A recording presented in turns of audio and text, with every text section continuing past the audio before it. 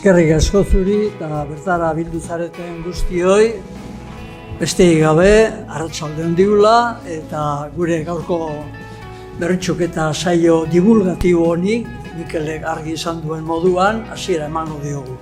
Ez genuke aspergarri izan nahi. Nahi izatea badakigu gauza badala eta ahal izatea bestea, baina divulgazio kutsu horren hildotik joan nahi genuke gaurkoan Mikelek argi izan digun moduan. Gaia zea hartu dugu. Orain dela 200 urte gutxi gora bera, ez justu 1825, baizik gutxi gora bera. Orain dela 250, orain dela 200, orain dela 150 urte, Donostia nolakoa zen eta horren barruan donostiarrak nolakoak ziren eta horren barruan nola hitz egiten zuten eta nola irakurtzen eta nola idazten zuten. Hortan zentratu nahi genuke labur-labur eta aspergarri huts ez izateko pentsatu dugu irudiak asko lagunduko duela. Jakina, orain dela 200 urteko argazkirik ez dago, argazki egintza gero sortu zelako. Baina badaude garai hartako irudiak, margoak, pinturak, jendea pasatzen zenean, margoak egite zituen da han beraiek ikusten zuten moduko Donostia utzi digute. Hau, badakigu ez dela 1874, gero esango dizuegu zergatik, trenik ez baitago, eta trena egon balitz hemen trenbidea legoke, hemen zubi badago egurrezkoa.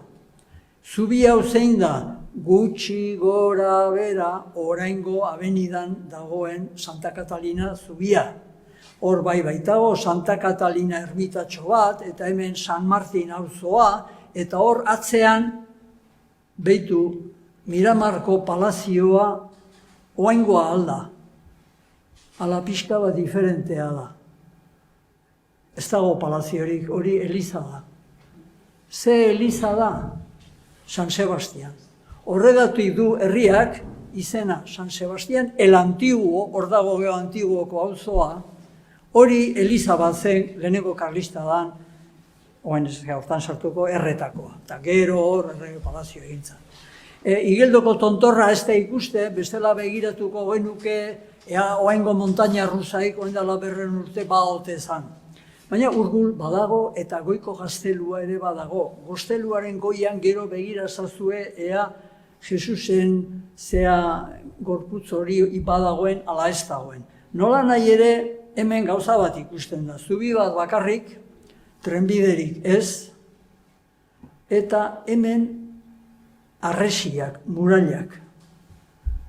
Donostia hiri gotortu bat zen, itxia zegoen gerrarako hiri bat zen. Ez gerrarako bakarrik, gero ikusiko dugu, baina gerrarako ere bai, horregatik kainoiz eta harresiz inguratua zegoen. Kontxa hor ikusten dezue, belauntziak noski, baporeik etzan, irla ere hor ikusten dezue, goazen urrengora. Hemen berriro ere abenidako zubia hor daukazue, Santa Catalinako ermita, hemen basarri bat, eta hemen harresiak ikusten dira. Ikusten dituzue harresiak. Hemen portua, oraingo kaia, oraingo muellea, hau oraingo bulebarra, hau oraingo bulebarra da. Eta bulebarretik abenidara ez dago ezer. Etzan existitzen kalerik, etzan hiririk. Hiri bildua harresiak inguratzen zuen. Atzean mendia urgul, hor portualdeko harresia, hemen bulebarrekoa, eta hor ikusten dezuen nora urumean bukaera dijoana. Eta barruan zeuden etxeak. Zenba jende bizi zen Donostian? Segun noiz, gehiago, ala gutxiago, baina nahiko denbora luzez 10.000 persona inguru. Batzutan 9, bestetan 11, 10.000 inguru. Zenbat bizi ziren hemen barruan. Eta barru honi, erderaz nukleo urbano esaten zaion honi, euskaraz nola esan zaio beti. Esango diazue, nukleo urbanoa. Bueno, bai, ala esate zaio, baina beti ez. Honi leno nola esate zitzaion? Kalea. Euskeraz, kale, etzan, kalle. Nukleo urbano zan. Ume eder bat ikusi nuen Donostiako kalean. Eta ondorioa da, Donostiak kale bat zuen, eta kale bakar hortan ume eder bat zijoan. Ez. Esan nahi du muralla barruan. En el núcleo urbano. Ikusi zuen, ez du zaten ze kaletan, kaleren bigarren zentzuan, baizik, ulertu da. Eta esango diezue, eta beste 5.000 nun, batzuk hemen, baina olakoak zenbat zeuden, segun noiz eta segun nor kontatzen duen, olako baserri etxeak, 700, 800, 900, edo, iztuetaren esanean, 1000. Jo, 700 eta 1000 bitartean, segun noiz, segun nola kontatzen dian, segun noaino kontatzen dian, jo, bataz bestean, 800, 900 basarri. Eta baserritar horiek zertziran, donostiarrak. Donostiarra lehen ikusi dugu, San Sebastian itzegola hemen, hemen Santa Maria eta San Vicente bai, baina San Sebastian kanpoan zan, Antigu osoa, Igeldo, Añorga, Aiete, Loiola, Martutene, Astigarraga, Altza, hori dana Donostia zan, baina etzan Donostiako kalea. Oie dana Donostiarra zian, baina oie bizizian kaletik kanpora. Horregatik gutxi gora bera, eta asko simplifikatuz, erdiak barruan, kalean, erdiak kanpoan, landagiroan, baserri giroan, baserri etxeetan.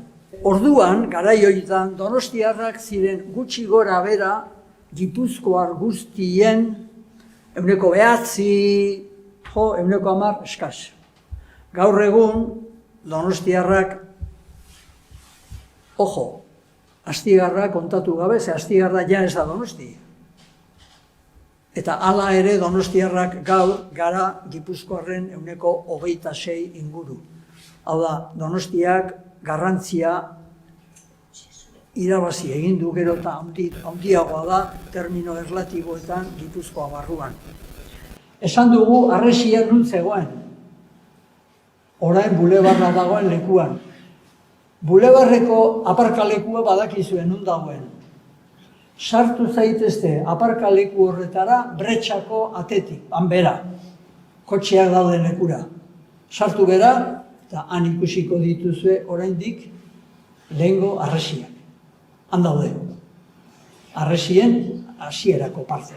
Aurrekoa, hemen ikusten da, iztuetak esaten du, 1000 baserri etxe bezelatxu kontatzen dira Donostiaren menpekoa. 1000, 800, 900, olako bat. Eta ikusi, lana nola banatzen zuten. Hau Ordóñezek dio 1771. También se hace preciso decir el modo de lavar la ropa.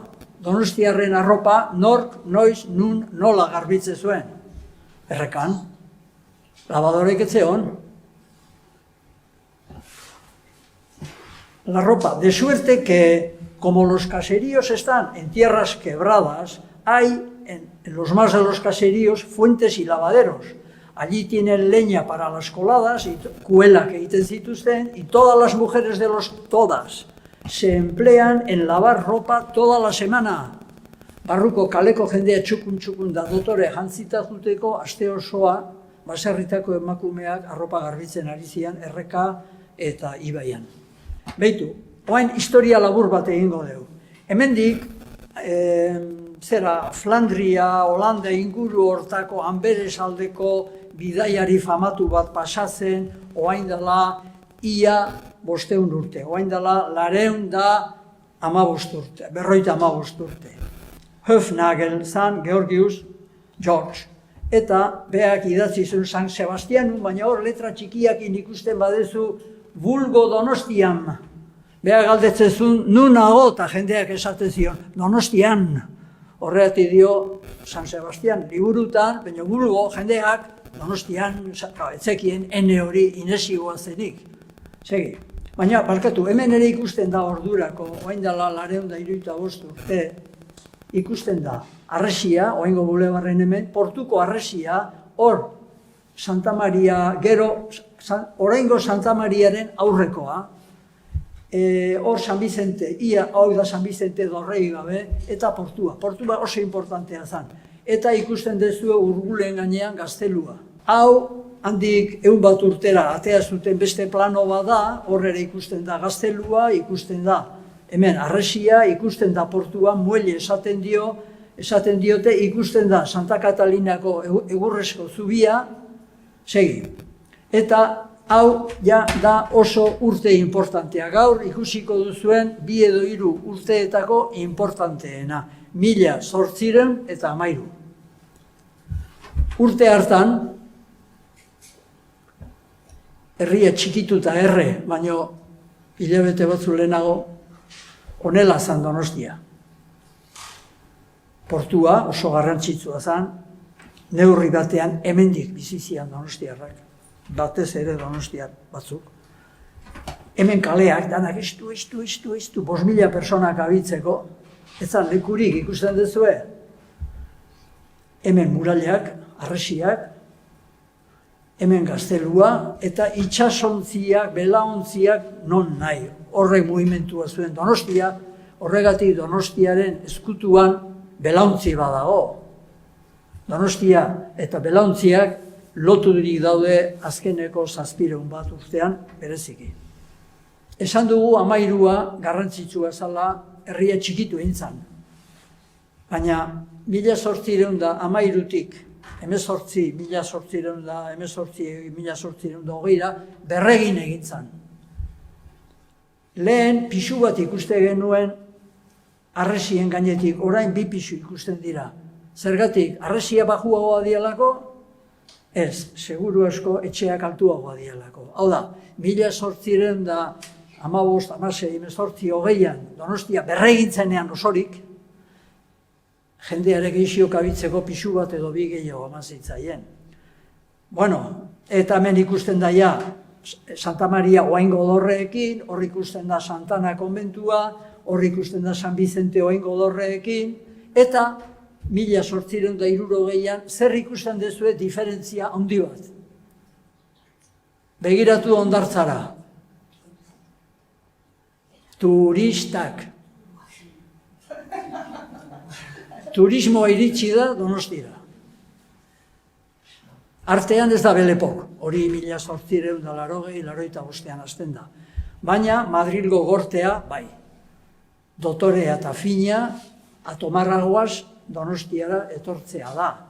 Eta hemen daude bakoitzak itxita ondo, gero hemen idiekin uretara sartzen zian personak, eta ja uretan zeudenean toldoak kendu eta sartzen zian inorrez ikusteko, ikusten dezue, ja, eta, bai, pasa, 1863an, handik 3 urtera, erabakitzen da bulebarra egitea, hau da, harresiak botatzea. Hau, 73an gertatzen da. Beida, haidia, ikusten dezue hor ja nola haidian txikitzen harresia, eta hor ja ez dia 2 pisu ikusten, 3. ikusten da, ja, berak adijoaz harresiak.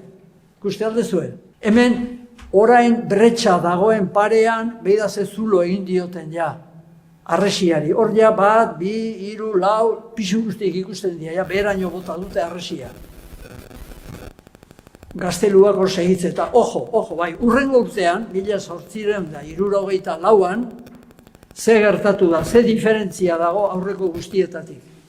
Bat, harresirik ez dago, etxeak osoak ikusteia bulebarren, baina hemen ze ikustea.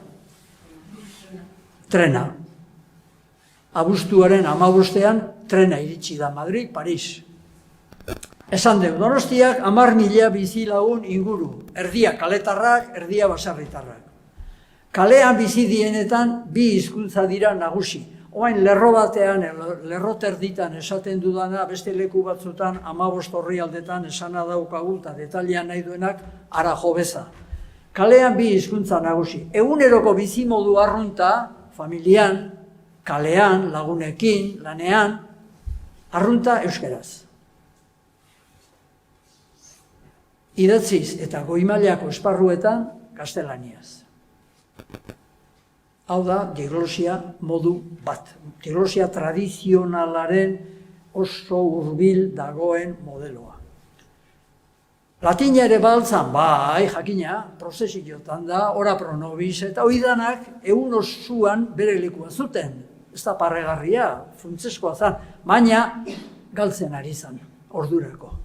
Funtzio sakroklasikoak elizako errezu batzuk, eta beste ikasketa batzutan, latinezko esaldiak eta abogatuek eta edan bazuten artean, baina ja galtzen ari zen. Frantsesa eta beste erdarak ere bazian hemen. Garai hontarako hemen kolonia handi bat zen, merkatarien kolonia. Trafiko handia zegoen. Aduanak ez zeuden bidasoan, ez zeuden kostan. Aduanak simplifikatuz ez da justu horrela, Ebron zeuden. Ez da justu horrela, baina entenditzeko, hasi beharko genuke Orduñako aduana, Gasteizkoa, Aguraingua, Nafarroakoak, Segurakoa, banan, baina ez daukagu astirikoain 30 aduana seinalatzeko. Esan dezagun, gu aduanetatik kanpora geunden.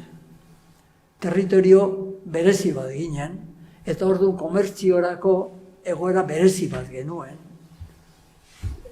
Oain, modan jartzen nahi dien mugazergak, akordatzen zarete, arantzelak, hemen funtsezkoa zien ez genitun. Eta horrek trafiko erraztu ibdezun, eta hemengo merkataritzak indarra zuen. Baina, gauzak askoz komplikatu dira, baina lau pintzela datan esateko olako zerbait. Ordu, merkatari kolonia handi bat zegoen, tartean, zerga kontu horiek eta babestuta, bestetik soldadu tropak zeuden, ze hau hiri gotortua zen, soldadu horietako batzuk gero ikusiko dugu euskalduna zien. Gero ikusiko ez dugun bat bada, esaten dutenez, eta egia baldin badaz, ez dago konprobatua, baina hala irakurria dut, Maritxu norazoa zeder galantori, hori soldaduak esaten du. Iturrira Bartolo nahi badezu etorri, neskak, esaten dio. Nahi aldezu nerekin paseatuz, hor iturriak, noski kanpoan zeuden bat bazeon kaineriaz barruan, baina hor jaialai aldea. Orduan hitz egiteko eta jijijita jajarako, kantu horiek euskeraz egiten badia, esan nahi du biak zirela euskaldunak.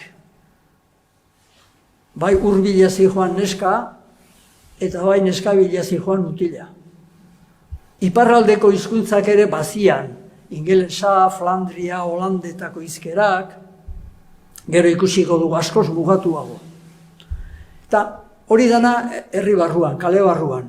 Baserri giroan, hau da, beste 5.000 horiek, erdiak, euskarazan jaun eta jabe.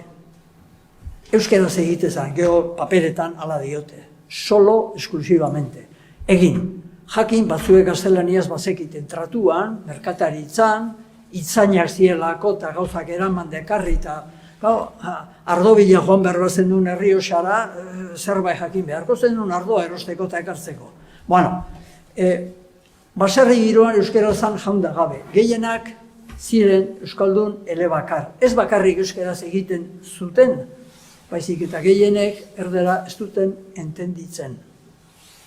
Diferentea da, Gu euskalduna gara hemen gaudenok, baina erderaz oso ondo dakigu edo ondo xamar. Hauek euskaldunak izateaz gainera erderaz ez egiten. Gehienek. Hemen saldi hauekin beti kontu zibili behar da, ze euneko situazio demolinguistikorik ez da existitzen. Baina hurbiltasunez olako zerbait gertatzen zala, esan liteke ditugun datuen arabera. Testigantzak nola dakigu hori, badaude Maitale gutunak, hor dago Kardaberaz, hor dago Megar, Lariz, Camino, Konsuladuko itzultzaileak, hoitako testigu batzuk ikusiko ditugu.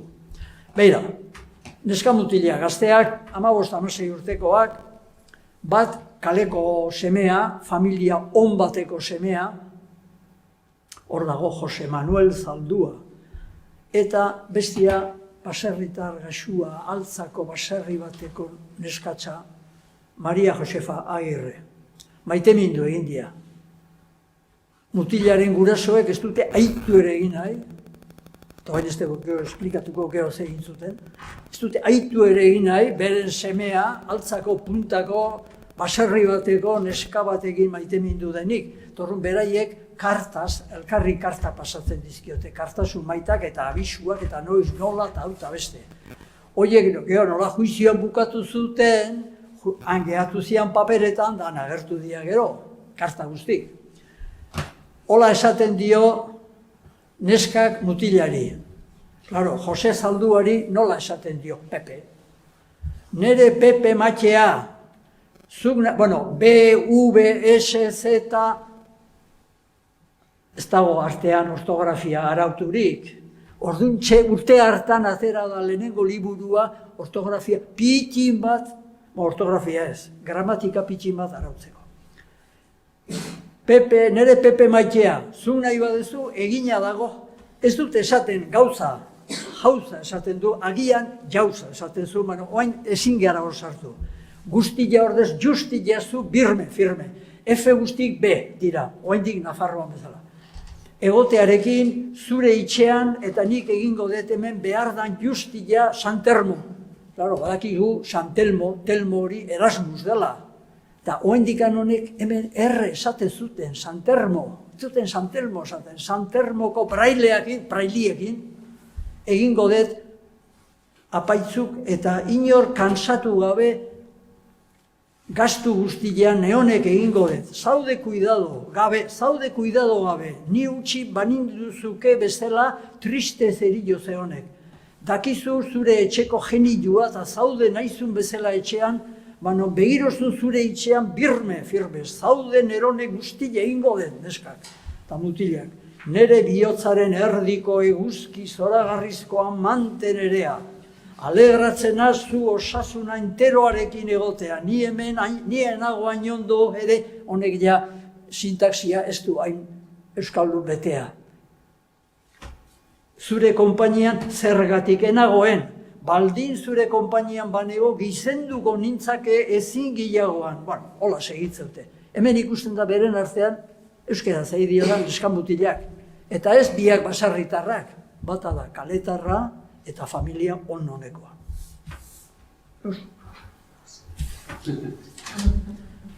Hau da, Kardaberazek berdin egiten du, liburua bateatzen du euskararen berri honak eta ondo eskribitzeko, ondo irakurtzeko eta ondo hitz egiteko erreglak. Bien, hau apaizentzat eta eskola maisuentzat egiten du. Honek esan nahi du, bazeola beharra. Bi, bazeola audientzia minimo bat, bestela liburu etzun publikatuko. Eta hori oso importantea da.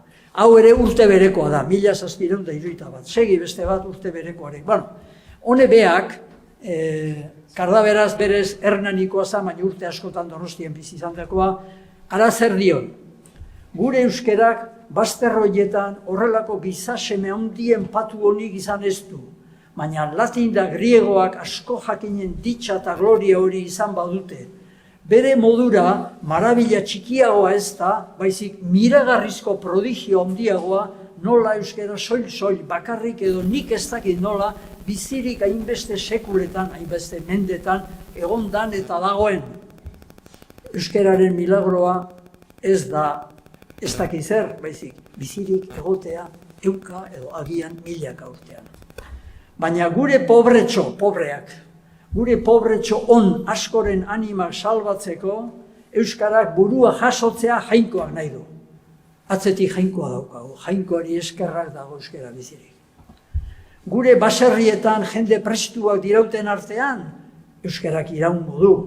Esan hori dana, hoiei lepoa ebaki edo bizia kendu gabe, euskara ezin utzi edo kendu diteke. Lotzen da, euskara, euskaldun peto-petoekin, batez ere baserrietan bizi direnekin, eta seguru dago honek betiko iraungo duela ze horiek nola ezin duten erderaz egin, horiek esaten du lepoa ebakitzen ez badiezu, horiek eta horien seme-alabek eta horien hilobek berdin segituko dute. Hala, ustezun. Urte batzuk lehentxeago gutxi, Meager, hemengo apaiz jesuita famatu bat, gurasoak edo aitonak, edo aitonen aitonak, ez dakit noiz, Irlandatik etorriak, hango erlijio kontuekin, eta ez da hortan sartuko, hau apaisa da, eta honek badaki euskeraz bertsoak egiten. Bat ardoari egin dio, hola hasten da, segitu iteo.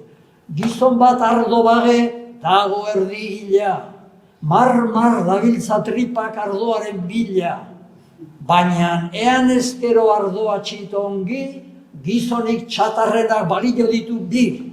Eta bar. Beraz, ez dago gaizki ikusia Donostiako kalean, jende jantzi eta ilustratuen artean, beren artean, bertxotan, idatziz, euskeraz egitea. Bien, urte berean, 1771 Burgos aldetik, Joaquin de Ordóñez etorri da, apaiza da. Ez dakit nola lortuzun hemen sartzeaz, hemen apaiz izateko bertako izan behar zan, edo lehentasun osua zuten bertakoek.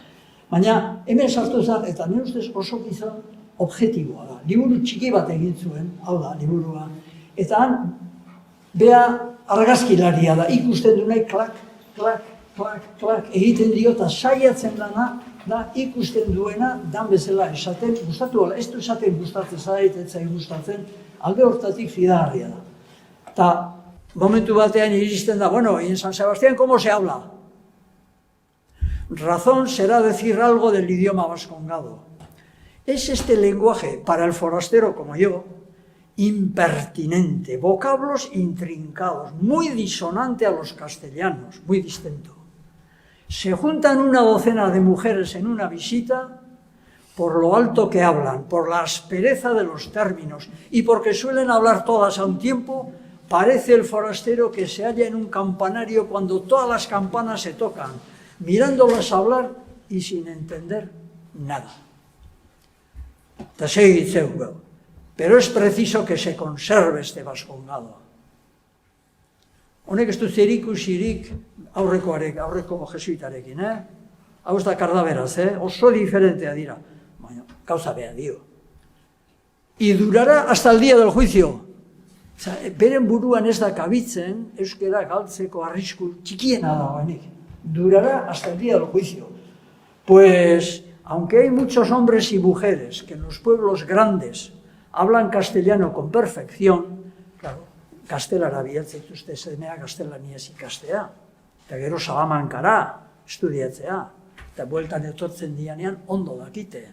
Zuko hain semea edo alaba bialtzen baduzu Oxfordea 10 urte, bueltakoan seguru inglesez ondo dakiela. Hay hombres y mujeres que en los pueblos hablan castellano con perfección. Como llegan los de los caseríos a comerciar, no saben ellos más que el vascongado. Euskaldun, elebakarra dira. Y si se ha de mantener el comercio, si no, ¿de qué vivimos? Preciso es que se les responda en su lengua nativa. Y así, todos los que venden responden al que habla en la lengua que les explica. Y por conveniencia de todos, es preciso conservar el vascongado, el lenguaje vascongado, y por eso hay escuela y sermones en vascuence. Para la gente rústica, ez dago baino nik diot, gente rústica, que son los más. Hau da, gehienak ez bakarrik euskaldun dira, besteak ere bai. Gehienak erderaz ez dakite. Eta hoiekin bizi behar duzu, eta beraz, honek ez dut dudarik, no, hay que aprender. Yo ya no, porque soy viejo, hori beste leku batean esateu, pero los jóvenes aprenden, que vienen de fuera. Sí. Handik urte gutxira, handik 19 urtera, Joaquín Antonio de Camino, ere liburu bat egitzun, da besten artean audio. El idioma vulgar, eta vulgar ez da despectivoa, esan nahi du general, común, ordinario, el de la gente en general. El idioma vulgar en San Sebastián es el vascuence, el cual se habla con tanta facilidad, hitzetorri ona dute donostiarre, con tanta facilidad y gallardía, dottore, que hasta el mismo Larramendi llegó a confesar, no se podía negar a los donostiarras los primores de la elocuencia ondo hitzeite zutela, notando el defecto de usar a veces el acusativo en lugar del dativo, Como cuando dicen emango nazu, esango nazu, en lugar de emango diazu, esango diazu, y que dicen primerakoa en vez de lehenengoa. Bien, exceptuando estas dos nulidades, se habla en aquella ciudad con grandísimo aire y distinción. Bueno, ikusten dezu, ¿está? Vale. Baina aurrea segitzeu. Eta hurrengo pasartean dio, aunque comúnmente, es decir, el común en general, lo normal, se habla vascuence en San Sebastián, no se halla menos corriente el castellano. ¿Por qué? Por la frecuencia del comercio. Merkatari askok, ez daki euskeraz, bai bertan daudenak kanpotik etorria dielako mordo bat, edo etengabe kanpotik datozenak, ez dakite. Ya por la continua asistencia de la tropa, soldaduak, batzuk euskalduna dia gehienak ez. Ya por la educación de la juventud, erderaz irakasten da, kalean. Ez hainbat baserritarrentzat, bueno, ez gaurtan zertu.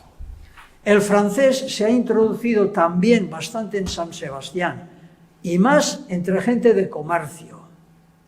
Pero es reprensible que algunos, no por ignorancia, sino por gala, afectan a francesar el español. Egiten dute frantses kutsuko erdera para que quede mejor.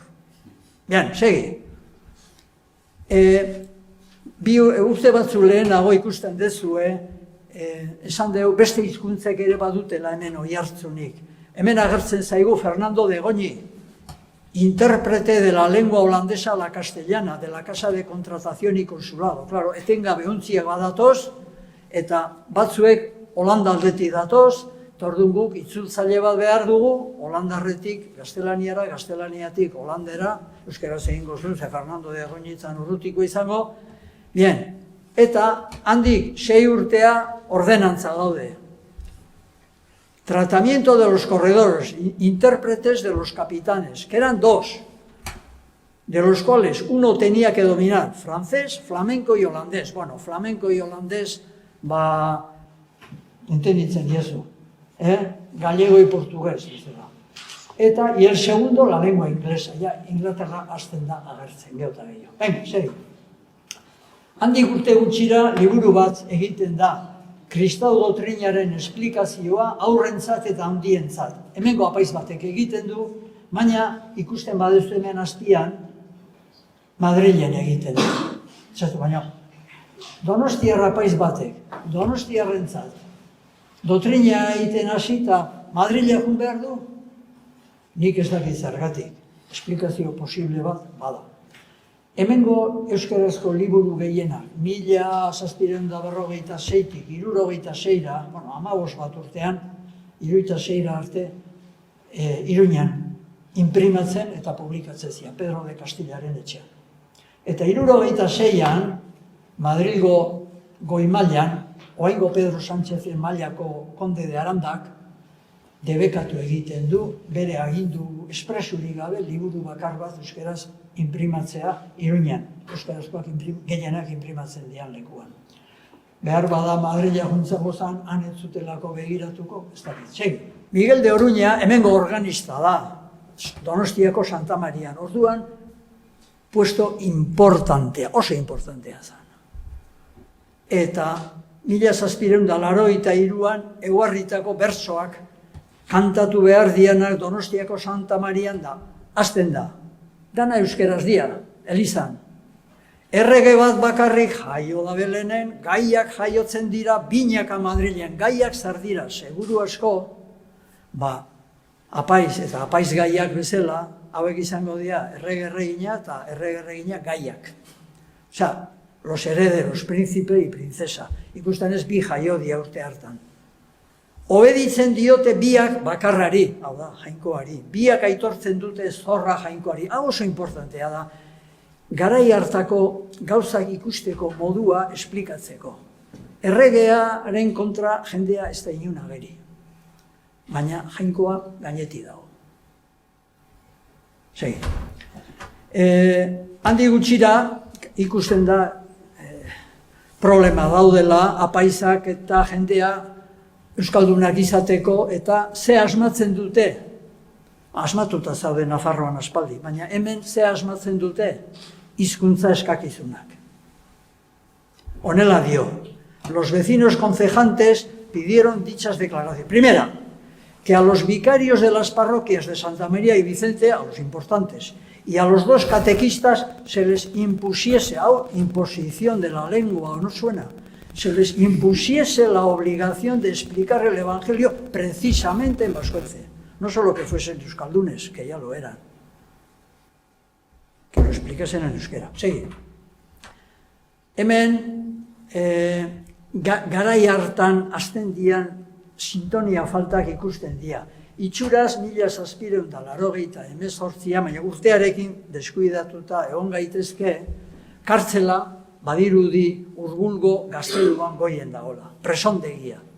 Eta presondegian dauden presoek karta bat egiten diote, ez dakit, VSB, vuestra superioridad, edo alako horri, es que vienen muchos conocidos, beraiei bisite egitea datozkie, Donostiatik edo provintziatik, presoei, vienen muchos conocidos que no saben más que la lengua del vascuense y por fuerza ha de hablar la castellana. Y a la primera palabra que dice algún paisano en el vascuense, salta el sentinel diciendo que si hablamos en aquella lengua, alzará la llave del fusil y nos pegará un trabucazo. Giro hori antzematen daia. Venga, segi. Kanpotik etortzen da bat, eta urte inguru hoitan, publikatu 1787an publikatu zuen, badirudi Frantziako iraultza garaian pasazala hemendik, eta hainbat gauza esplikatzen dituguk, bi esaldi azpimarratu ditugu euskeraz. Bat, itzulita, da gure modura itzulita, bueno, Lioneleko oso ondo, nik ez. Harrigarria da, aspaldidanik Espainiaren mende dagoen probintzia batean, jendeak erregearen hizkuntza inola ere ez ezagutzea. Nola da? Hori diote. Bi, teknologian eta goi hezkuntzan aurrera idia.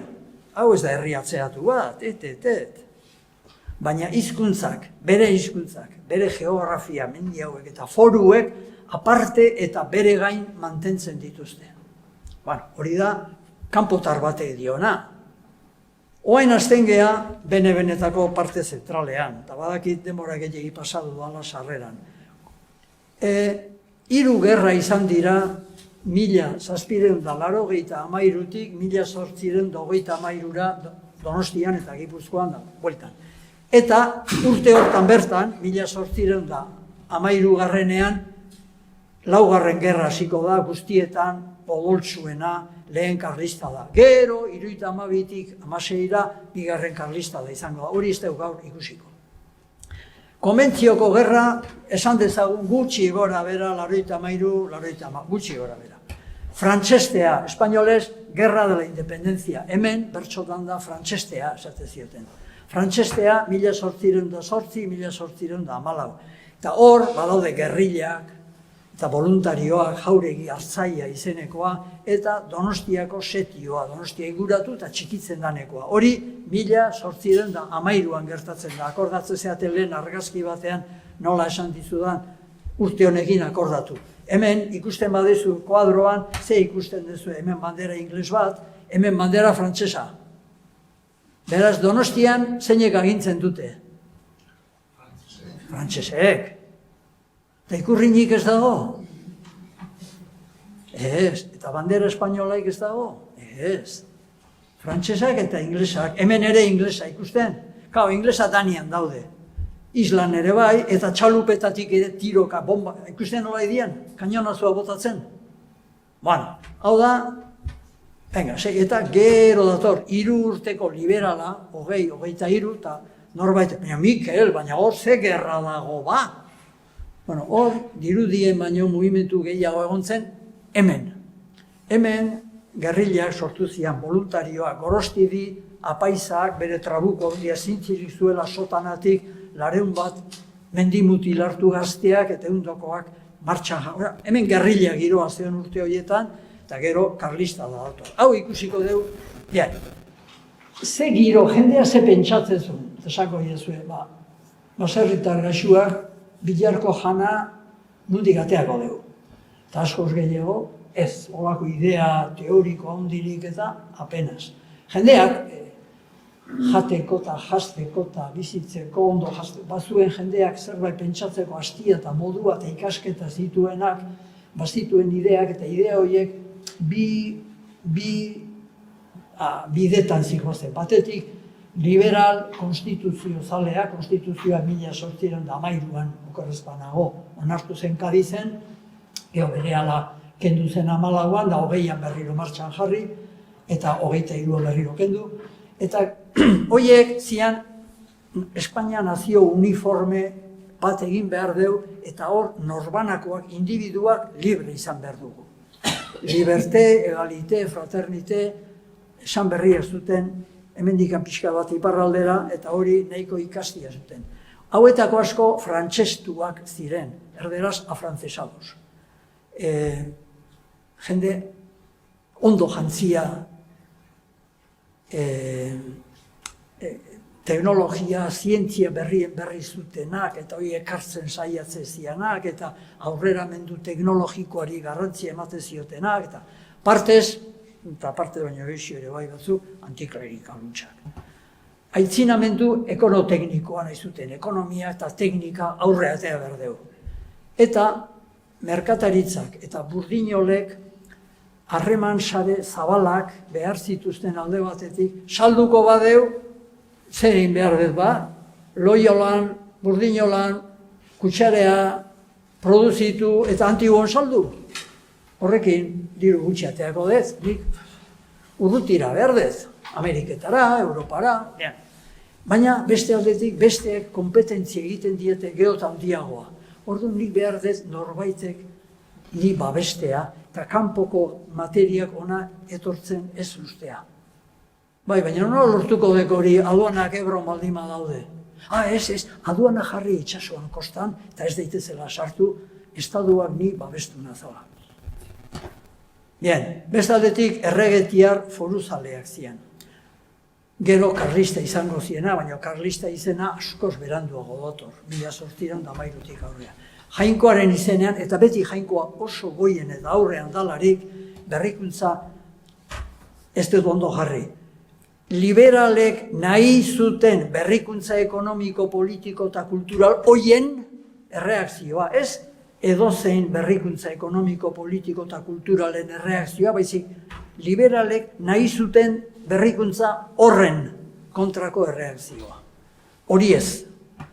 Gerra hasieran, 33an, hasi zanean, Dios Patria y Rey izan, Espainia osorako. Hemen, eta gerra batez ere, hemen izan zen. 4 provintzietan. Azkeneako gehien oihukatzen zena zan foruak. Muñagorrien proklama, haien Iturriaga tarteko, eta Eliza, erregetiar foruzale hauen artean oso eragile zen. Asko mugitze zen, besteren artean bere etorkizun ekonomikoa tarteko, amarrenak eta kentzen edo erdira gesten hasizian agintari liberalak, nundi bizi berri hau. Hor, ekonomia eta ideologia oso lotuta zeuden beti bezala. Eta gero bazauden erdibidean, jatortasun etnokulturala eta modernidade ekonoteknikoa uztartu nahi zituztena eta tartean nire ustez iztueta dago. Bien, giro hortan, konbentzioko gerran, hemen ikusten duzue, Bastanen, daude, hauek frantsesa dira ikusten duzue. Gipuzkoarrak banaturi daude, ordurakoia. Batzuek onartu egin dute konbentzioko gerran, honea etorri, eta Gipuzkoako parte gehienaz, ez osoaz, eta, Nafarroako iparraldeaz, eta beste zati batzuez jabetu dira. Batzuek onartu egiten dute, donostiarra agintariek tarteko, eta gainera momentu batean badirudi, ez dakigu frantsesek planteatuta, ala hemendik planteatuta, ez dakigu nik ez dakit, agian espezialistek badakite. Planteatzen da, zuentzat egingo deu errepublika libre bat Frantziaren barruan. Libre izango zeate foruekin, baina gu agintari. Bien, ondorio ekonomiko larriak ekarri zituen konbentzioko gerra. Hontaz, bati baino gehiagori irakurri diot, hemen askogatik 18. mendeko miseria gorriena gerra honek ekarri zula. Soldadu asko behartzian frantsesei aurre egiteko, eta soldadue besteen artean janda edan egin behar zuten. Kantineraz jastea etzan nahikoa, ardoa ere eman behar zitzaien eta jana. Eta hori dirua zan, eta fusilak behartzian, eta balak behartzian, eta kanioia behartzian. Dirua nundik atea, Gipuzkoa autonomoa zan. Geu jarri behar bendun dirua. Eta orduan, ze egiten, zergak handi, zergak ez handi, beste bidek. Eta orduan, ardoaren zerga handi, eta zein behar dio guain, ardoa eta presio hontan, orduan, herri lurra salduko ditugu. Gipuzkoa bakarrik ez, herri lur handia zituen, komunalak, baina baserritarren bizibidea parte bat herri lurretatik zetozen, zerriak bazkatzea arabialtze zian.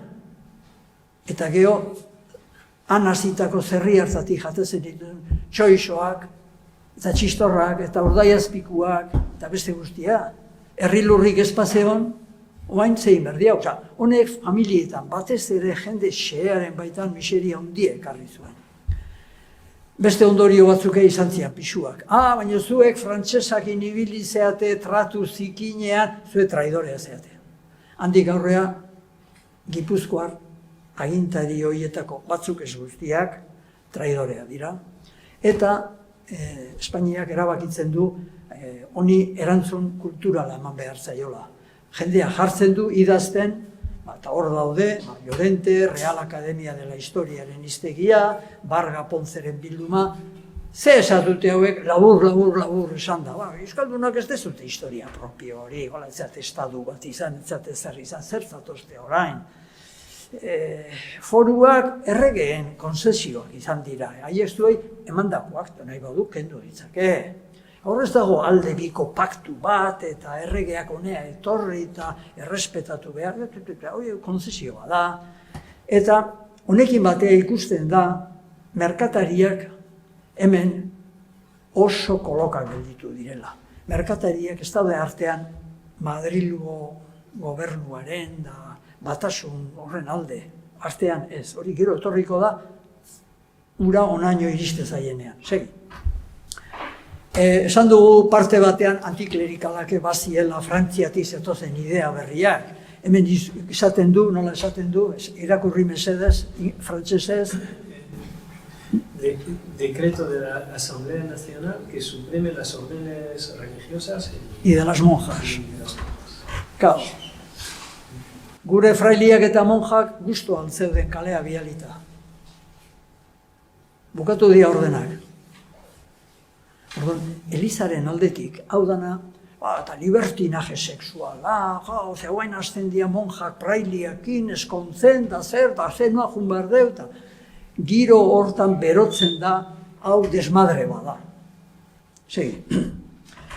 Geo frantsestea dator, handik ez oso berandu, 1808-tik, zortzitik, zazpiko abendutik, 14, 6 urte. Frantziako enperadorea nor da? Napoleon Bonaparte. Napoleonek bere anaia jartzen du Espainiako errege. Espainiako errege hartu eta Baionara eramaten du, eta tukietoaki, eta nire anaia errege. Baina, Espainiako errege, bere anaia, baina, 3 probintziak eta Nafarroa, eta berdin Aragoi eta Katalunia, ez ditu uste bere anaiaren mende.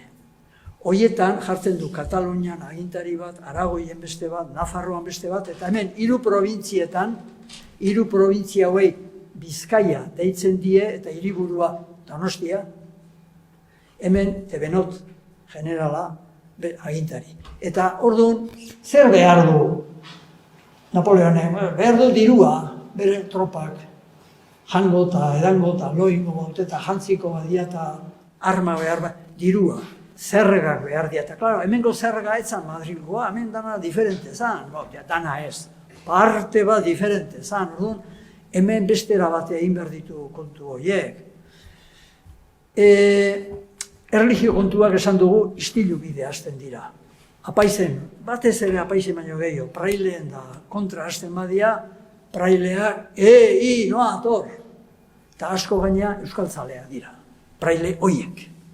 Gogorren jartzen dian hoiek, nahiko euskaltzalea dira, euskeraz hainbat gauza publikatu dutenak eta txuko.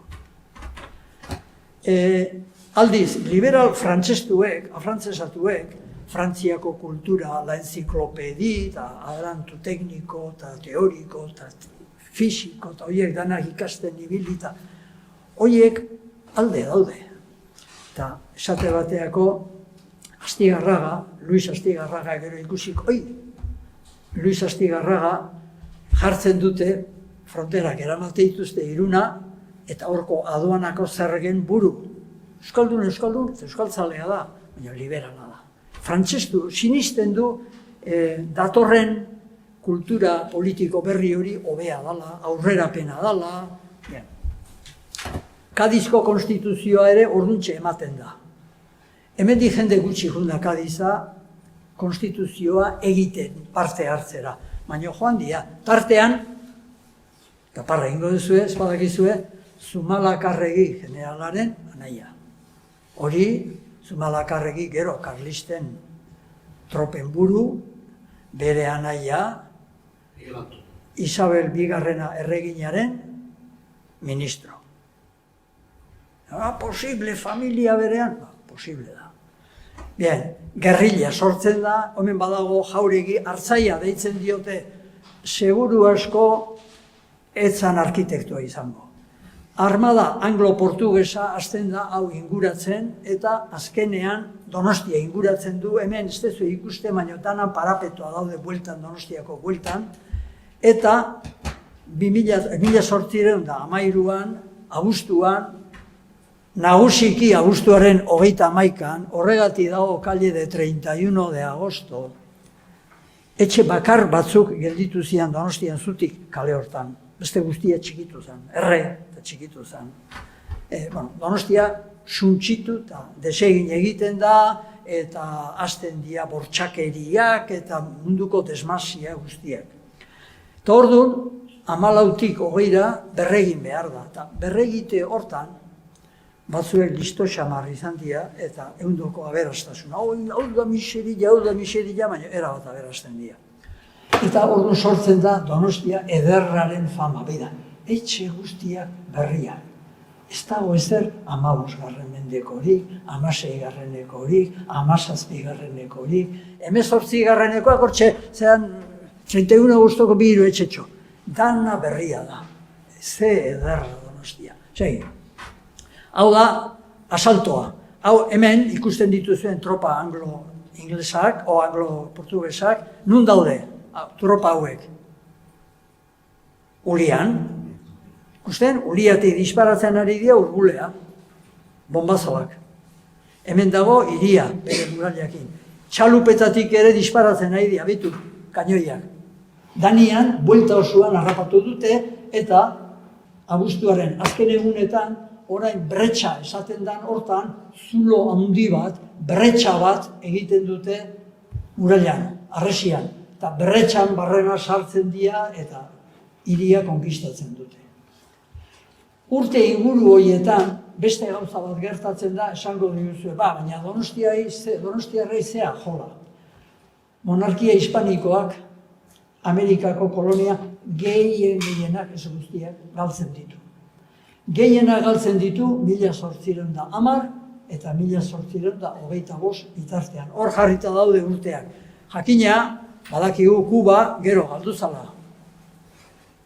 Baina gehienak 1810, ikusi Kolombia, 1811 Venezuela, 1816 Argentina, 1810 Chile, 1821 Mexiko, horre galtzen da. Eta horrek Donostiarroi ze inporta.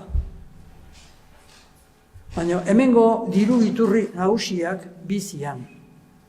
Merkataritza eta burdinolak, industria entenditzen diezu, siderurgikoa, burdin gauzak.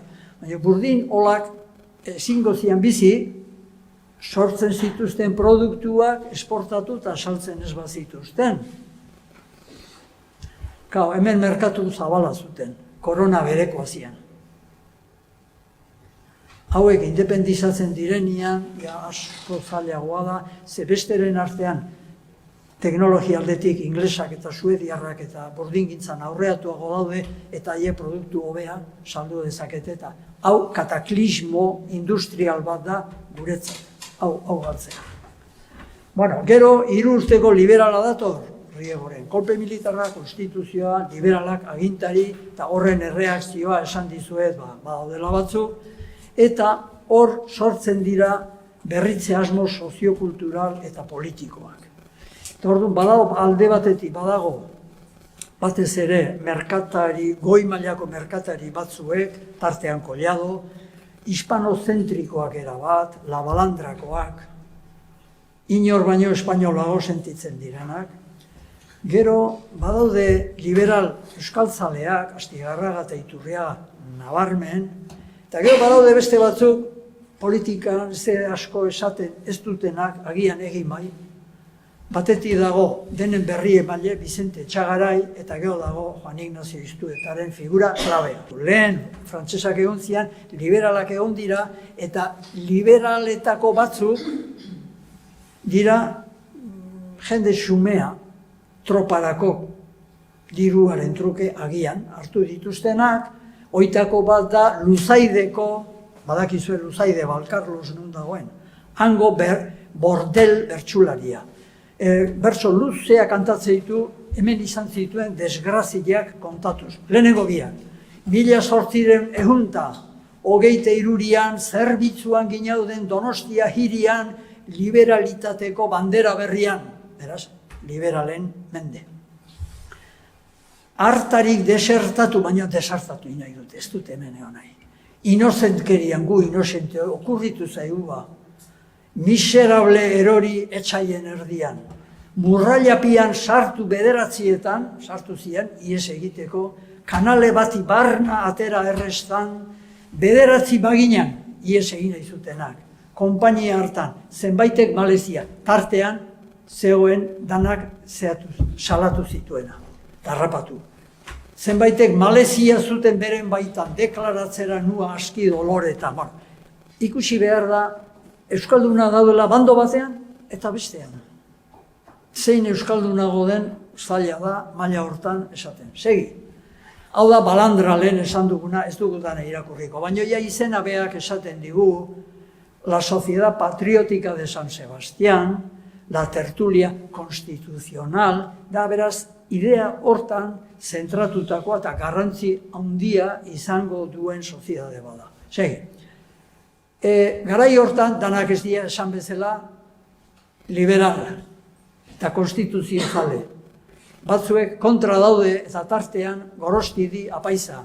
Tolosa ondoan bada Anoeta. Herri txiki bat, Anoetako apaiza, apaiz gerrilaria. Lareun jarraitzaile gazte ditu. Eta beren lema, jainkoa, lehendabizi, erregea gero eta foruak azken.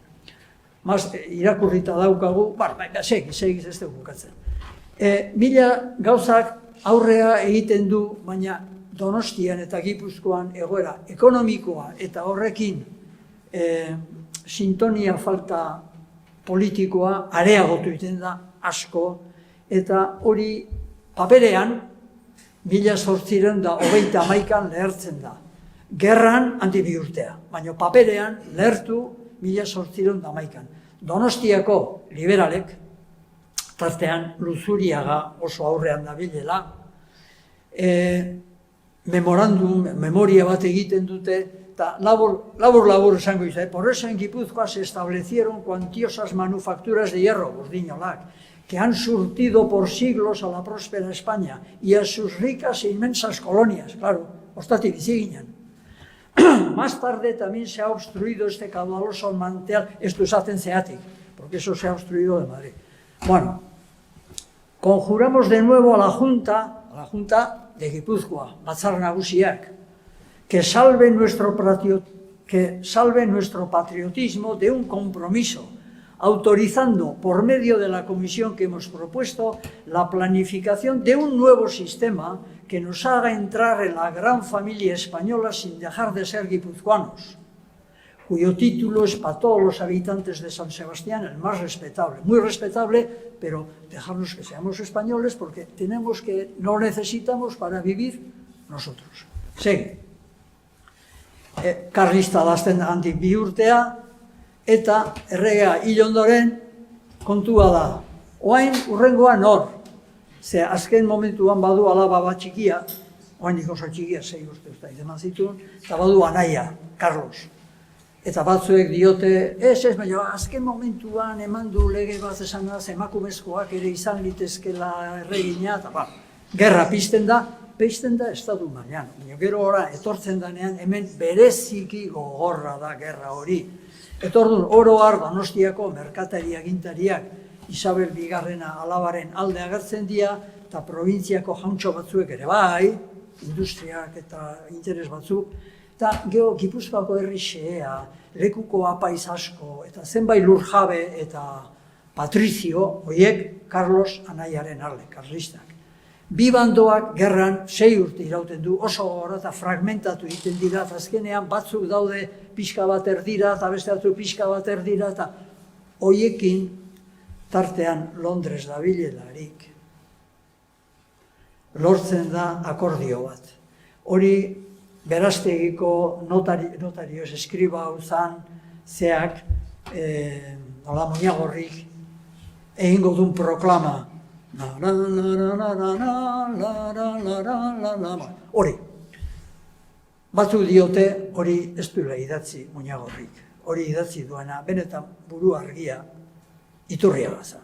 Hori Iturriagaren letra dala, baina geho jakitera Muñagorrik eman zuen. Berdin digu, euskeraz da. Hau da, gerran batzuek eta besteak, gerra bukatuko badute, etzaile kanta bat erderaz eman behar. Euskeraz eman behar zaie. Egia da, Londresko perspektibatik eta Madrilgotik, elkarren eskuti baizik jozen. Hori batez ere, karlista erdiko hientzako pentsatua zegoela. Zertako ibili behar dezue errege baten alde total, ze inporta izue errege bateo beste. Zue inporta izuena fueroa dia. Fueroak emango izkizuegu eta utzi gure errege jartzen. Hori da pixka bat atzean dagoen kontua. Eta hori dana da, esan dezun parte politikoa, eta hain dago parte kulturala. Guretzat igual importanteagoa. Kultura beti ikusten da aditamentu bat bezala, eta ez kultural oso lotuta dago pentsakerarekin, sinismenekin, gerorako asmoekin. Eta hemen ikusiko ditugu tartean Juan Ignacio Iztueta, Jose Vicente Txagarai, Jose Juan Santesteban, 3 Donostian bizi dira. Naiz da Iztueta, zaldi bin jaio izan da, umetan da gaztetan, Aralarren hartzai. Eta gero, Indalezio Bizkarrondo Bilintx, eta Serafin Baroja, Pio Barojaren aita.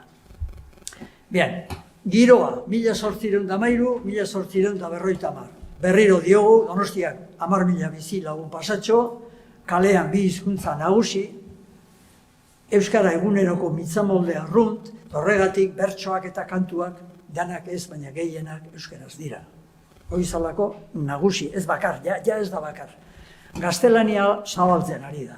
Baina zabalkuntza hau, ontan tekniko direnen terminotan, ez da language shift, hau language spread da.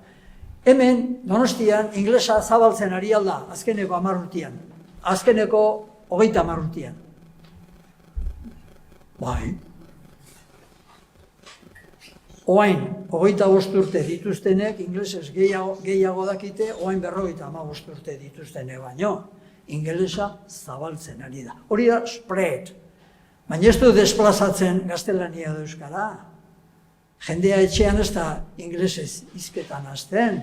Eta taberna juten danean, pasaidak, paseordi bat, ez du inglesez, ez dio bat abeste inglesez egiten. Inglesa sartzen ari da. Hori da spread. Baina ez da shift. Ez da desplazamendu. Hori oso importantea da. Latina asko galtzen ari da, frantsesa hor dago, eta bereziki indartzen ari da inglesa epoka hontan.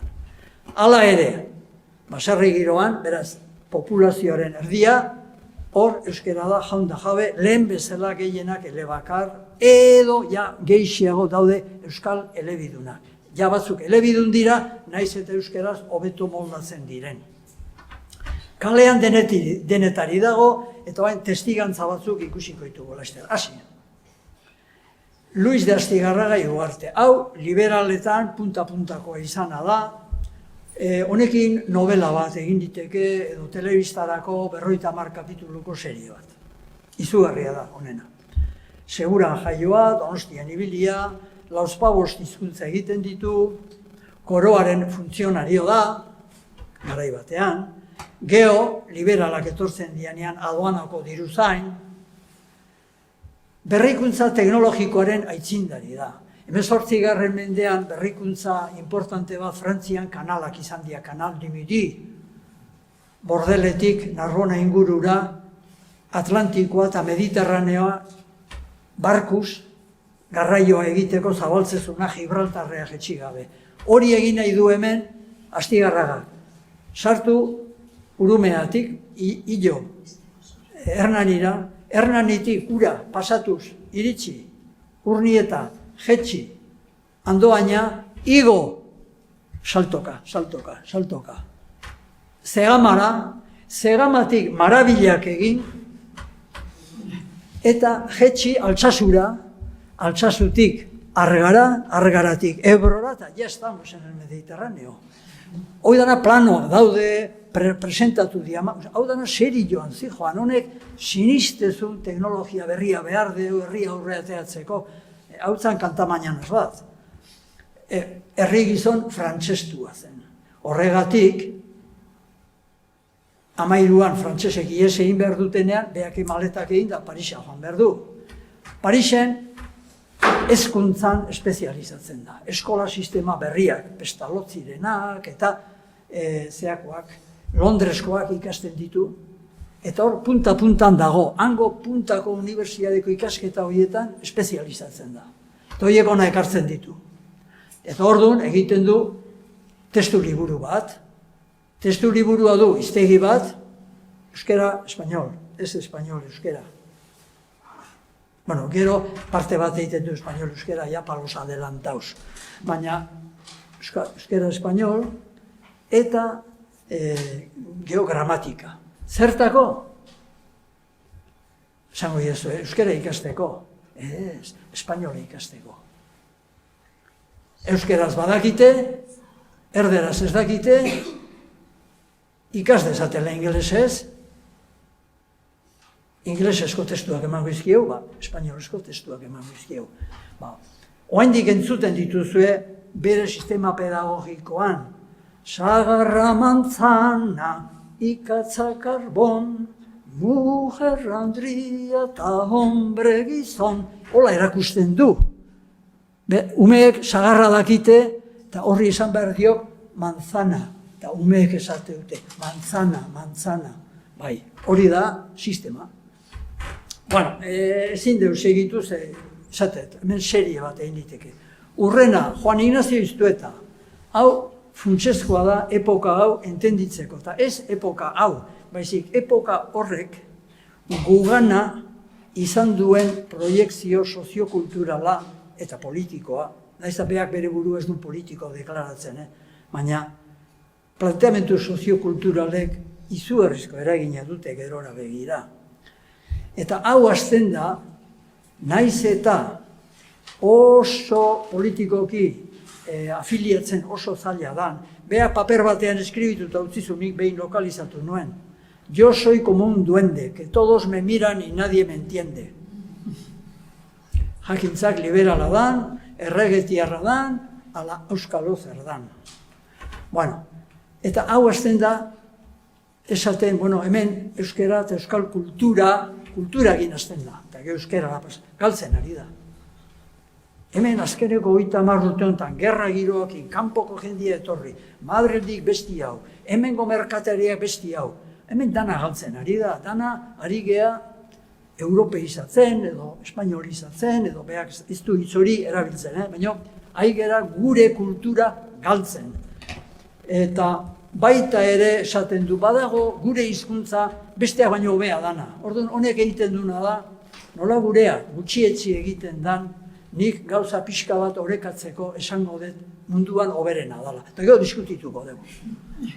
Orain daño ezagutu dira den hizkuntza guztien artean, bakarri gure euskera zentzu handiko zintzoak gorde ditu garbiro eta zuzenki bere etxapean, mundutar guztien zerbitzatzeko jainkoak egin zituen gauza mota guztien izenak, eta segi. Claro, beak esateu, sidra, hoi zer da? Sagar ardoa, garbi asko zeo, sagar eta ardoa. Euskera dana beak esplikatzeu, garbi asko. Zuek ego, esplikatu, inberdezu zer da. Hori geho, zea, oaingo 20. mendearen erdialdeko linguista hon batek esplikatuko luke ekonomia paradigmatikoa eta ekonomia sintagmatikoa, baina honek hortaz etzekien, baina bere modura susmatzen zuen. Oain ikusi, zer hasten da bere proklamakin, 1824an, hau da Donostiako Arresien ate nagusiko, Lehorreko ateko zaindari nagusi. Ze liberalek agindu bat eman dute, ikusita ze gertatzen dan, ate nagusian jarriko den zaindariak euskalduna izan behar dula eta euskal kulturaren berri duena. Ez bakarrik euskaraz dakiena, baizik euskal kultura eta jendea entenditzen duena. Eta zein aurkitzen dute? Hau honeak hartzen dute eta Donostia sartzen dien guztik eta ateatzen dien guztiei enseñame la patita honek egiten du. Eta honek alde hortatik perspektiba badu. Eta hasten da, nire herritar maiteak, badakigu jatorriz gera dena Espainiar utxutxak. Hau ez ahaztu.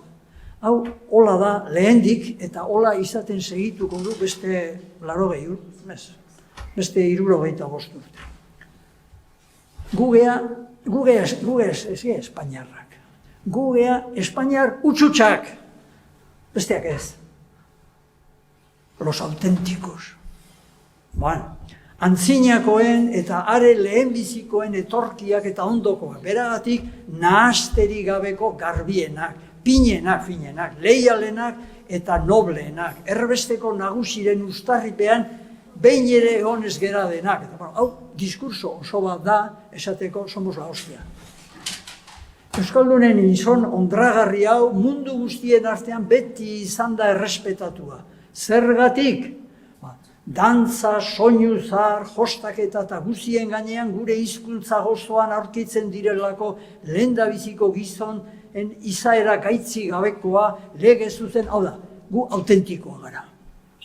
Eta jatortasun etnokultural hori da gu besteon gainetik hartzen gaituena. Jose Vicente Etxegarai, hau funtsezkoa da.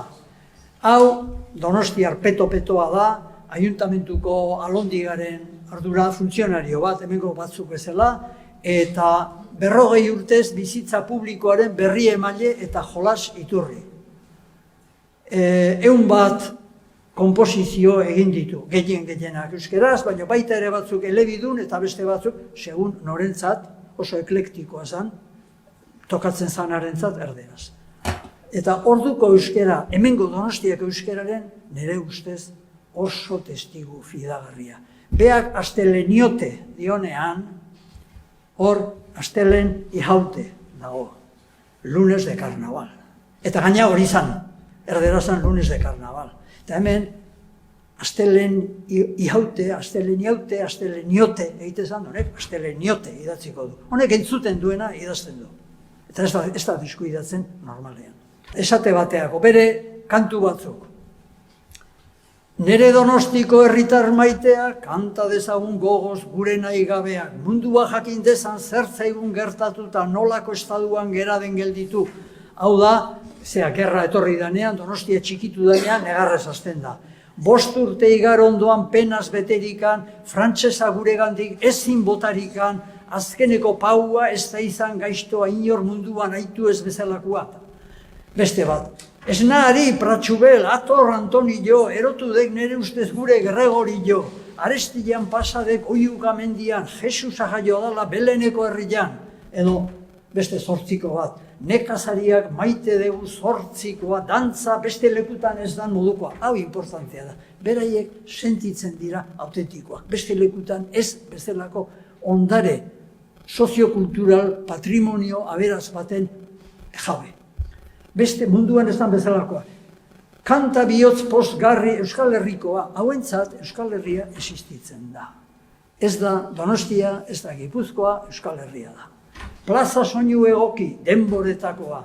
Belarre dolorea, usaigo zofina, ispligu albaraka, arroz krabelina, bioleta, lirilloa, leli jazmina, dauzka gure baratzak ezin esan dina. Danak erderazko hitza dira, baina euskara puru-purua beretzat. Hori da bere marabila. Segi. Geo hasten da, jakina, ala tokatzen danean, oain erregeari kantatu behar dio, Adorado Fernando Zazpigarrengoa, O rey esclarecido Espainiakoa, majestad soberana, bihotz gurekoa, recibe el homenaje Donostiakoa. Ez dakit Donostia etorri zanen naiz akordatzen, igual orduan kantatu zizkioten, eta erdia eten dituko zuen. Eta bere emaztea, Estrella de Sajonia gure erregina, de las virtudes cetro, zerubak egina, ikusi beek nola sartzen dugu eta artean. De la bondad modelo, oberik ezina, cándida como tierna, inorrez adina. Eta behar danean, ez, hemen ez dago erderazkoa. Hauek dia, inauteritako edo, ez. Ez, errege bezperan kantatzekoan. Erregea datozenean, erregea datoz, bretxan barrena, eta euskeraz kantatzen zen. Humildes criados, leales, gratos, errege jaun irurenak, a 13 días que caminamos, orientetik Belena, al fin llegamos de gozo llenos, zorion leku honetan, y nos hallamos postrados todos jaungoikoaren oinetan. Le adoramos y le rogamos, arren gaitzala urriki, urriki esaten dute, ez erruki. Le alabamos y le pedimos, barkazioa ume, hola dia, pase ingo deu, Agustin Pascual Iturriaga, Hernaniko apaiz liberala. Eskola emaile trebe, fama hondiaz. Hortan, bazekien. Eta beste inguruko maisuek inbidia hondia zioten. Zeratik, naiz eta ikastetxe pribatu izan, da dirua pagatu behar, gurasoek horra biali nahi zituzten seme alabak, eta, klaro, aldameneko oso pozik izinean. Donostiako liberalen aholku emaile. Azkenean, Donostiako liberalen punta-puntakoen bilerak egite zituztenean, que venga Iturriaga. Eta honik galdetzen zioten, kaik hacer. Honek formazio handia zeukan, zertzetorren aitzinamendu zientifiko, teknologiko, ikuspegi zabala zeukan, eta oso errespetatua zen liberalen artean. Ez hainbat besteen artean. Obispuak altzuenian desterratu zuen, urrutira, hots zestoara. Gero, gerra garaian, larrua salbatuko bazun, iparraldea joan behar izan zuen, iesi, aneontzan gerra garaian. Etzan lasai bizizan persona. Beak gauzak esan egite zituen, Gipuzkoak zer egin behar du, galdetzen da lehen esan dizuet 1980, hemen miseria ekonomiko handiari da sortzen, zein behar dugu. Eta batzuek esate dute, ekarri frontera mugara, ez dakiz zer, Madrilen, Espainian barruan sartu erabat, eta are babestuko gaitu, eta beste batzuk, inola ere ez, guk, gure aginte ahalmena izan dugu, guk, geure indarrez egin behar diogu aurrerapenari frente. Geure bidez jardun behar dugu. Eta horren barruan, hasten dira eskatzen informe teknikoak. Zer egin behar bada teknikarekin, eta zer egin behar da termino soziokulturaletan. Nori enkargatzen diote? Karlistek eta liberalek guztiek nori enkargatzen diote informea? Agustini. Agustin hasten da hori idazten, euskeraz oso torpe. Ze eskolak erderaz eman behar ziren, mehatez zituen. Maisu bat aurkitzen du, zein? Iztueta. Iztueta libratzen da, bulebarreko atetik, igotzen da aieten horiamendira, bestia ateatzen da Hernanitik Galarreta, Galarretatik igotzen da Oriamendira, eta Oriamendiko inguru hortan egiten dituzte elkarrizketak, eztabaida luzeak. Bueno, ze koinu egin behar dugu Gipuzkoarekin hemendik aurrea. Eta ze koinu egin behar dugu euskerarekin. Eta nola koinoko antolatu behar ditugu eskolak. Eta hori dana hor debatitzen dute. Gipuzkoako politika linguistikoa, Oriamendi inguruan debatitzen dute biek. Hori lokalizatu dut pasarte bat. Bueno, oso gutxi hitz egiten, gauza hitaz ez dute hitz egin nahi, oso gauza gutxi da, baina badago. Biak ondo moldatzen dira, eta iztueta, hartzaia, eskola formaziorik gabea, beste formazio handiko honen maisu da euskal kulturan eta euskal hizkuntzan. Eta euskeraz ondo idazten, txukun idazten, iztuetak erakusten dio. Gero jakina ibili behar du erbestean, eta karlista dan, nire ustez, bera da Muñagorriren proklamaren idazle. Hori batzuek ala diote, ez da seguru. Ez da seguru, baina Muñagorriri beste zer ezagutzea. Altzai euskeraz idatzirik? Honi asko. Bueno, esan bezala eskola materialen egile da. Hau ere da, erderaz ikasteko liburuak egiteitu, arte de aprender a hablar. A leer ya aprenden en la escuela, pero luego salen y no saben. Es como el inglés, que aprenden en la escuela, pero luego no saben hablar. Bueno, berdin gertatzen da, gaztelaniarekin. Eta fabulas eta hiztegiak eta egiteitu, baina hauetanak, naiz eta teorian erdera ikasteko egin, euskerari mesede egiten diote. Ze, klaro, erdera ikasteko, euskera irakurri behar badezu, euskeraz irakurtzen eta idazten ikasten naizea. Honek guri utzi dizkigu gauza asko, ez dakizkigunak, esate bateako San Inazioren martxa, Inazio gure patroi handia, Jesusen konpainia, fundatu eta dezu armatu, ez da ez etxairik jarriko zaizunik, hoi dana, honena da. Baina zoazte polioek guztio badakizuen zer den, ez da Donostiako hilerria. Eta han ere, ayuntamentua jarrizun, alako gauza handi bat, leno latinez jarriko zian, baina gero zatetenan, ja latinez ez, euskeraz jartzen dute. Eta oraindik bertan dago, azken aldian kenduz baute. Eta horrela dio, laster esango da zuengatik, esaten oidana orain gugatik, hil ziran. Hau da, Pascual Iturriaga, segi. Oso importantea da hemen, Jose Juan Santesteban, musika maisua, kapila maisua, organo jolea, musika argitaletxea ez duzkan, doinugilea. Kuriosoa da eta parregarria, hau, Donostian bizizan, Donostia liberalen eskutzeon, liberalen laguntzan etorri zian ingelesak, Evans eta Inglaterrak bazituen interesak hemen, eta momentu batean uste zuten eundoko jipoia emango zietela karlistei. Ja, karlistak iristen aizian Hernanira, eta ojo jungo geha, eta txikitu, eta berriro botako izkia Tolosaldea, eta esan zioten martxa bat prestatzeko. Bueltan aldapetan bera, martxa hori Victoria osoan kantatuz Donostira sartzeko. Jarri zuen martxa, Santestebanek juntzian, martxa libretoa besapean zutela, Oriamendin gerrain, galdu zuten, bertako liberala korrika iesi Donostia sartu zian, karlistak hartu zuten, martxa eta bai ederra, eta letra jarri zioten, da hori da karlisten betiko himnoa, el himno de Oriamendi. Gero, karlistek ere aldatu intzioten da espainolez jarri zuten, baina hasieran onala zan, gora jainko maite-maitea, Dios. Gora Espainia eta Euskal Herria, patria. Eta bidezko errege, rei. Bai, hortik hasten dira. Maite dugu Euskal Herria,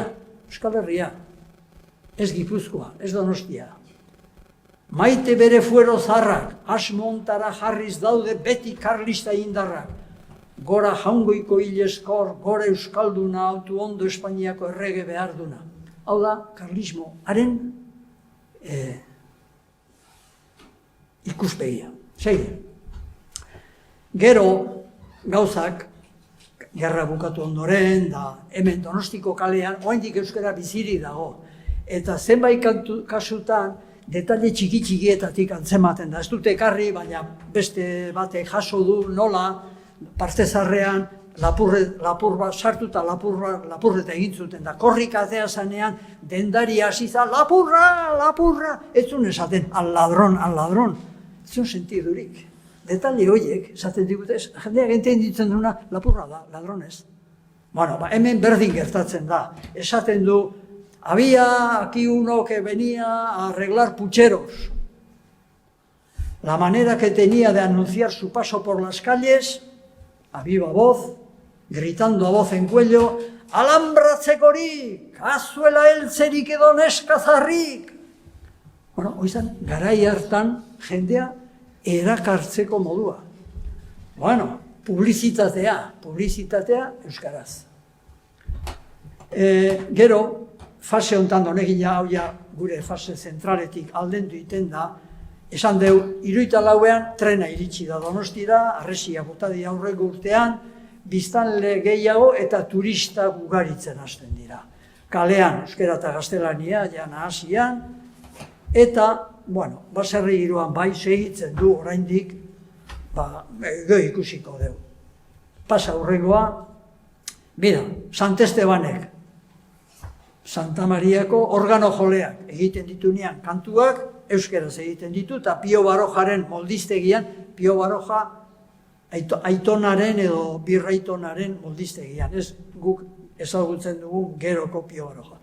Haren, garai hortan, gerra pizten da, Espainia joaten da, Tanger edo Tetuan, da inguru horiek ez dakit rekuperatzea edo mantentzera edo, eta itxuraz lehenengo aldiz, karlista den ondoren, todo iba así, ser como antes, no era como antes, oan jaje, gerrara joan behar dugu. Soldadua bidali behar ditugu. Bertso batzuk, Afrikako gerra, 1959, 60. Bertsuak paratzeko, bada zerbait modu, esplikatu behar dut jainkuak nahi badu, nola ibili geran, bapori hontan gu, baporeak sortu dira. Ordura arte, belaontziak ziren. Iparragirre, Ameriketara, bidali zutenean, da iesi joan behar izan zunean, ez da gizemat hilabete pasizitun belaontzian. Handik, 25 urtea bueltan Euskal Herria etorri zenean, denbora laurdena behar izan zuen, bapore ontziak. Bapori hontan gu, ingelesa genduen manduen kriadu. Mandua ez da mulo, baizik, mandoak. Hilaren 23-tik 6 bitarte, Lazaro eguna zan señaladamente, jarri ginen guztiok harin eta fuerte, ez fallatzeko asmoan Tanger hartu arte. Kapitanak esan zigun, barkutik aterata, aguro armatzeko alabaioneta, irabazi nahi badezue geroko errenta. Soldadua dira, soldata ematen diete, gerran, ondo, hau da, egin behar dana alabaioneta egiten badute. Aguro isilduza moruen arronka, probintzia badauzka makina bat gastu, voluntario txarrik ark bidaldu ez du. Goguan hartu zagun ez dedin astu, moruak espainolik ikaratu ez du. Espainola sentitzen dira moruen aurrez aurre. Segi, egurenek, da ez da hor, hemen gauza bat, hau da inspektorea. Eskoletako inspektorea 15-20 urtez. Era bat erdera sartzearen aldeko. 1877an, oaindik, pentsatu 1877an, Gipuzkoako egoera linguistikoa nolakoa zan. La inmensa mayoría de los niños, la inmensa mayoría, es la mayoría. La inmensa mayoría de los niños, Gipuzkoan, que asisten a las escuelas de nuestro país, Gipuzkoa, no entienden castellano, pues que en los pueblos rurales, que son los que forman la mayor parte de la hermandad guipuzcoana, solamente se habla el vascuence, con muy cortas excepciones, y ahora en las poblaciones de más importancia no es todavía habitual la lengua castellana, sino entre las personas cultas y de más instrucción. Así es que la masa general del pueblo guipuzcoano habla usualmente vascuence y por consiguiente esta es la primera lengua que aprenden los niños. Hau ez dira asmakizunak, hau da, erdera sartu nahi duen inspektorearen azalpena. Giro hortan ikusi dezakegu bilintz, nagusi jauna, hause da lana, ama bidaltzen hau berorrengan. Berorri, oraindikan sistemak I, zu eta berori, triplea da. Gurasoei, apaizari, medikuari, inoiz etzaio esaten zu, askoz gutxiago, I, esate zaio berori. Inguruko generalean da ezagunekin zu, urbilekoekin I. Bueno, eta bigarren bertsoan, amak esan dit, etxeko errenta pagatzeko dirurik ez zuen ta. Dirua falta da, dirurik ez dago etxe askotan. Ea egingo dion mesede, hilabetean gehienez ere itxoitea, bada zierto dala ematea, pasa baino lehen hilabetea. Bueno, geho, hau irakurri badezue, ikusiko duzue ze deriba hartzen duen kantak. Behar bada batzuek irakurri dezue eta badakizue ze terminotan egin nahi dan zera, diru emate hori. Andre Madalen, laurden erdi bat olio, aita jornala ekarritzian, amak ordainduko dio. Aita jornala ekartzen, ze esaten digu, diruik ez da, hola. Erosi nahi dute ez litro bat olio, ez litro erdi bat, baizik litro erdi baten laurdena. Ez dago dirurik eta aitak jornala ekartzen badu pagatuko dio. Aitak, hau da giroa, eta giro hortan, bai, erdera ere atzeratzen, euskera ere atzeratzen ari da, pasa bat, eta ja, badaude Donostian, erderaz, euskeraz baino, hobeto dakien jende arrunta. Olako bertsoak egiten hasten dira. Honek astogaxua du izena. Aliculio ya no vuelve mi buena astúa, no vuelve no, ya no brinca de poxa cuando cabeza tocar alguno, arra yua suerte charra, con tripa comiña pone rizo, bihotzeko astogaxua malkos tiraba cuando murió, hori da giroa. Eta honen aurrean, Jose Manterolak eta bere giroak sortzen dute, hau, liberal foluzale kargu gabetua zen, liberala bai, beraz, gerraren irabazle, baina foluzale zalako, hemengo liburutegikoa eta institutuko irakasle eta urrengo unean kendu zuten. Euskaltzale sendoa zen, hizkuntzari eta euskaltzaletasunari prestigio ematen aritua, eta korpus plangintzan ehazten da, iparraldeko ortografia hegoaldera ekartzen du, parte handi batean, eta gauza publikatzen hasten da euskerari prestigio emateko. Kanzionero asko, txuntxun giroa, kaletar modernoen esku jartzen du, eta euskara handiki soinekoz janzten saiatzen da Euskal Herria aldizkaria abiatuz. Bukatu ingo deu, oso berandu data, eskerrik asko, izugarrizko pazientziagatik, eta hurrengo arte.